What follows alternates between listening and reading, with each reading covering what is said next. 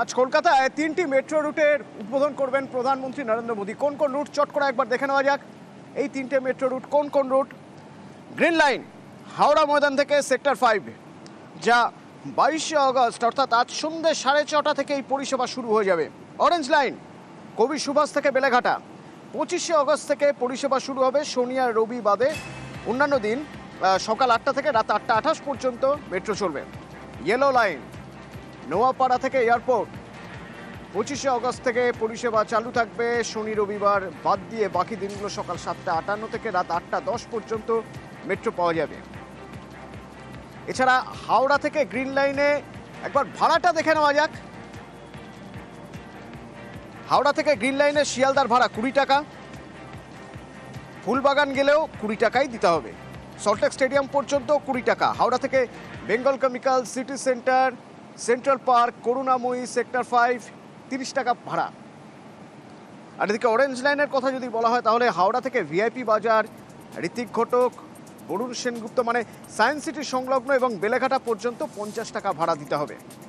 Yellow line Howrah থেকে Dumdum cantonment যাওয়ার ভাড়া 40 টাকা। যশোর রোড এবং এয়ারপোর্ট যেতে ভাড়া লাগবে 50 টাকা।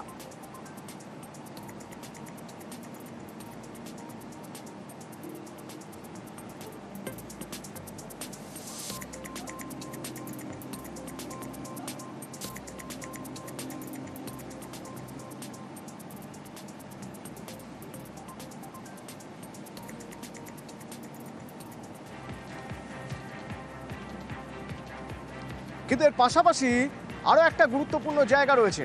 তাহলে এই যে 3টে মেট্রো লাইনের উদ্বোধন করবেন, তার পাশাপাশি এই প্রধানমন্ত্রী নরেন্দ্র মোদী যখন কলকাতায় আসছেন, ভোটের ঠিক আগের বছর দক্ষিণবঙ্গে আসছেন, তখন সেখানে বিজেপির কথা হবে না।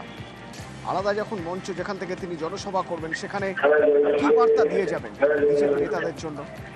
পারাদীপ রয়েছেন আমার সঙ্গে। পারাদীপ, এর আগে আমরা দেখেছি আলিপুরদুয়ারে এসেছেন, এর আগে আমরা দেখেছি দুর্গাপুরে এসেছেন। দক্ষিণবঙ্গ বরাবরই বিজেপির জন্য একটা অস্বস্তির জায়গা, কারণ বিজেপি কোনো কালে এই দক্ষিণবঙ্গে ভালো স্কোর করতে পারেনি। তো তাদের বুস্ট আপ করার জন্য বিজেপি নেতা কর্মীদের জন্য, সমর্থকদের জন্য কোন বার্তা দিতে পারেন? কতটা ইঙ্গিতবহ নরেন্দ্র মোদীর এবারের এই শপথ? গত মে মাস থেকে যদি ধরি আমরা, মে মাস থেকে আজ আগস্ট মাস, এবং এই 4 মাসের মধ্যে নরেন্দ্র মোদী তিনবার কিন্তু বঙ্গ সফর করেছেন। প্রথমবার উত্তরবঙ্গে 29শে মে, তারপরে 17ই জুলাই ঝাড়বঙ্গে দুর্গাপুরে, এবং আজ দক্ষিণবঙ্গে কলকাতা লাগোয়া দমদম সেন্ট্রাল জেলের মাঠ। এবং তুমি যেমনটা বলছো, তুলনা গত বিধানসভা নির্বাচনে যদি আমরা ফল ডিসকাশন করি, তবে সেক্ষেত্রে আমরা দেখবো উত্তরবঙ্গের তুলনায় দক্ষিণবঙ্গের ফলাফল অত্যন্ত তুলনায় খারাপ ছিল। এবং সেক্ষেত্রে কলকাতা লাগোয়া যেহেতু দমদম সেন্ট্রাল জেলের মাঠে করা হচ্ছে, সুতরাং বলতে পারে যে কলকাতা এবং দমদম, কলকাতায় 11টি বিধানসভা আসন এবং দমদমে 7টি, 18টি।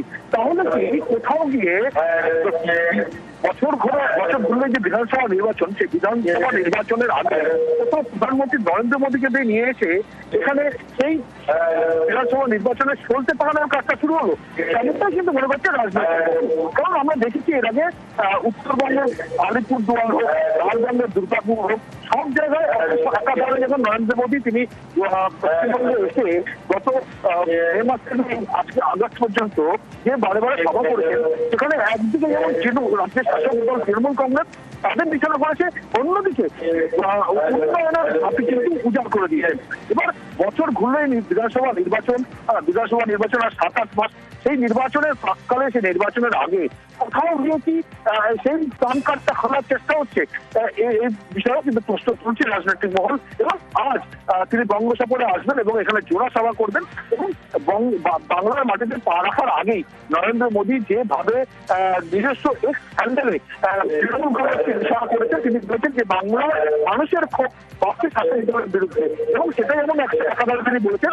পাশাপাশি তিনি এটাও বলছেন যে উন্নয়নে বাংলাকে তিনি সামিল করতে চান, এবং সেই কারণেই আজ একাধারে যেমন তিনি রাজনৈতিক কর্মী জনসভা করবেন, পাশাপাশি অনুষ্ঠানের প্রোগ্রাম থেকে মঞ্চ থেকেও তিনি কিন্তু এক বিশ্ব নতুন পথ তিনটি মেট্রো নতুন পথের উদ্বোধন করবেন। অর্থাৎ আর কিছুক্ষণের অপেক্ষা, বিকেল 4টের আশেপাশে নরেন্দ্র মোদী তিনি দমদমে পা রাখবেন এবং তারপরে তার জোড়া সভা, একদিকে সরকারি সভা, পাশাপাশি যে জনসভা রয়েছে তার সেদিকেই কিন্তু নজর রয়েছে বাংলার ওয়াকিবহল রাজনৈতিক মহলে। ধন্যবাদ। কিন্তু এদিকে নরেন্দ্র মোদী যখন আসছেন, খুব স্বাভাবিকভাবেই আসার আগে তিনি এক্স হ্যান্ডেলে পোস্ট করছেন এবং সেই পোস্টে যেখানে তিনি বলছেন যে তৃণমূলের প্রতি বাংলার মানুষের ক্ষোভ বাড়ছে, তৃণমূলের বিরুদ্ধে বিজেপির উন্নয়ন কর্মসূচির দিকে মানুষ আশা নিয়ে তাকিয়ে আছে, তখন তৃণমূলও তো চুপ করে বসেনি। তৃণমূলের পঞ্চবান মোদী সফরের আগে, সেই পঞ্চবান কি আবির রয়েছে আমার সঙ্গে বলতে পারবে আবির? দেখো, প্রধানমন্ত্রীরা সফরে 24 ঘন্টা আগেই তৃণমূল কংগ্রেসকে আক্রমণ করে এক্স হ্যান্ডেলে পোস্ট করেছিলেন এবং একদম মানুষের রাগের প্রসঙ্গের কথা তিনি উল্লেখ করেছিলেন। আজকে পাল্টা বিভিন্ন ইস্যু নিয়ে মোদীর সফরের আগে তাকে আক্রমণে গেল হচ্ছে তৃণমূল, এবং তারা 5টা অস্ত্র নিয়েছে। তার মধ্যে একটি হচ্ছে এজেন্সির তৎপরতা এবং কমিশনের ভূমিকা। তৃণমূলের বক্তব্য দুটো কে কাজে লাগানো হচ্ছে, ইলেকশন কমিশন এবং এনফোর্সমেন্ট ডাইরেক্টরেট। দ্বিতীয়ত হচ্ছে এসআইআর ইস্যু।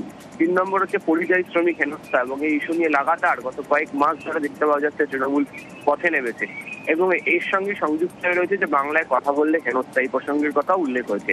এবং আমরা জানি যে পার্লামেন্টের অধিবেশন চলাকালীন তৃণমূল কংগ্রেসের সাংসদরা গিয়েছিলেন জলশক্তি মন্ত্রকের কাছে, পানীয় জল প্রকল্পে টাকা দেওয়া হচ্ছে না বলে সেই প্রসঙ্গের কথা এখানে উল্লেখ।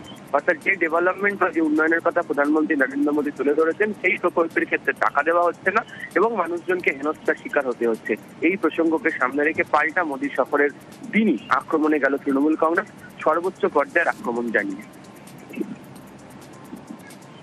ধন্যবাদ আবির। তো মেট্রো প্রকল্প, 3টে রুটে মেট্রো প্রকল্প, আজ 3টে রুট চালু হয়ে যাবে। একটা রুট আজই চালু হয়ে যাবে, বাকি দুটো রুট 25 তারিখ চালু হবে। সেই রুটের উদ্বোধন আজ প্রধানমন্ত্রীর হাত ধরে ঠিক এই একই সময় বেছে নিলেন বউবাজারের গৃহহারারা। তারা সেখানে বিক্ষোভ দেখাবেন বউবাজারে, তার কারণ তাদের দাবি এখনো পর্যন্ত তাদের জন্য মেট্রো কর্তৃপক্ষ কোনো ব্যবস্থা করেনি, তারা ঘর ছাড়া হয়েছে। শুক্রবার 3 রুটে মেট্রোর উদ্বোধন হবে বউবাজার মেট্রো স্টেশনেরও। শুক্রবার বিক্ষোভও হবে বউবাজারে। 6 বছর আগে মেট্রোর কাজ চলাকালীন বিপর্যয় হয় এই বউবাজারে।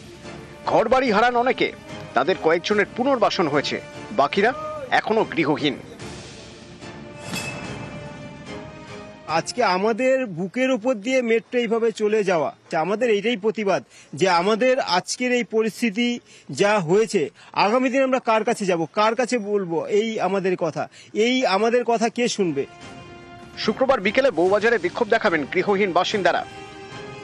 আপনার বাড়ির জায়গা, সেটার কি অবস্থা? আর সেটা তো ওইরকম গর্তই রয়েছে, ওটা তো বন্ধ হয়নি। কবে বন্ধ হবে জানি না। তো প্রত্যেক বাড়ি তো বলছে এই দিচ্ছি, এই দেবো, এই দিচ্ছি, এই দেবো। এখন তো লাস্ট শুনেছি 2027-এ দেবে। এবার 27-এ দেবে না 37-এ দেবে জানি না। বহুজন বাড়ি ফেরত পেয়েছেন, বহুজন কবে বাড়ি ফেরত পাবেন তা তারা জানেন না। বউবাজারের যে বাড়িতে আমি দাঁড়িয়ে রয়েছি, দুর্গাপিতুরি লেনের, এই বাড়িও ক্ষতিগ্রস্ত হয়েছিল। কিছুদিন আগেই এই বাড়িকে সারিয়ে এই বাড়ির যারা বাসিন্দারা ছিলেন তাদের হাতে চাবি তুলে দেওয়া হয়েছে। যাদের বাড়ি সারানো হয়েছে তাদের মনেও আশঙ্কা। খুব দুঃখজনক ঘটনা যে আমাদের প্রায় কয়েক ঘন্টার নোটিশে বাড়ি ছেড়ে চলে যেতে হয় 6 বছর আগে। আপনার বাড়িও তো ক্ষতিগ্রস্ত হয়েছিল, ফেরত পেলেন কি আগের অবস্থাতেই? এখন অনেকটা সারিয়ে দিয়েছে, আমাদের আশা করি ঠিকঠাক থাকবে, যখন চলবে রেলওয়েজ আশা করি ঠিকঠাক থাকবে। শুক্রবার কলকাতা এবং সংলগ্ন এলাকার মেট্রো মানচিত্রে আমূল বদল আসতে চলেছে। জুড়ে যাচ্ছে প্রায় 14 কিলোমিটার মেট্রো রেলপথ। দিল্লি, মুম্বাই, হায়দ্রাবাদের মতো কলকাতাতেও রেল স্টেশনের সঙ্গে জুড়ছে বিমানবন্দর। মেট্রো পথে জুড়ছে হাওড়া, শিয়ালদা হাওড়ার ব্যবধান মেট্রোয় মাত্র 9 minute. Howrah Esplanade 5 minute, Esplanade Sealdah 3 minute 30 second, Howrah Maidan থেকে সেক্টর 5 30 মিনিট। শুক্রবার 3টি মেট্রো রুটের উদ্বোধন করবেন প্রধানমন্ত্রী।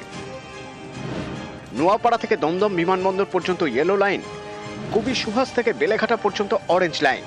এই লাইনে ইতিমধ্যে ট্রেন চলে কবি সুভাষ থেকে রুবি পর্যন্ত। গ্রিন লাইন সেক্টর 5 থেকে হাওড়া ময়দান। এই রুটে ইতিমধ্যে মেট্রো চলে সেক্টর 5 থেকে শিয়ালদা এবং এসপ্ল্যানেড থেকে হাওড়া ময়দান পর্যন্ত। প্রধানমন্ত্রী উদ্বোধন করার পর শুক্রবার সন্ধ্যা থেকে চালু হয়ে যাবে হাওড়া ময়দান থেকে সেক্টর 5 পর্যন্ত মেট্রো পরিষেবা। কবি সুভাষ থেকে বেলেঘাটা পর্যন্ত পরিষেবা মিলবে সোমবার থেকে। নোয়াপাড়া থেকে এয়ারপোর্ট পর্যন্ত মেট্রো চালু হবে সোমবার থেকে। আবির ঘোষাল, নিউজ 18 বাংলা।